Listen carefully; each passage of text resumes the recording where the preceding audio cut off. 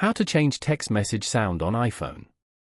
To get started, first of all go ahead and open up the Settings application on your phone. Once you're here, scroll down and tap on Sounds and Haptics. On this page, you can view and manage your phone sound and haptic settings. These settings allow users to customize both the audio feedback and physical vibrations, also known as haptics, for various actions and notifications. Users can adjust volume, choose different sounds, and manage how haptics behave. Haptics can be enabled or disabled for the keyboard, system controls, and specific alerts. Here, go to text tone as shown. You can view all the text tones available over here. You can now try out all the tones and then select the one that you want.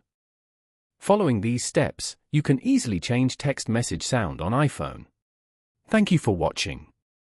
Please leave a like if this tutorial helped you, or leave a comment below if you have any questions related to the video.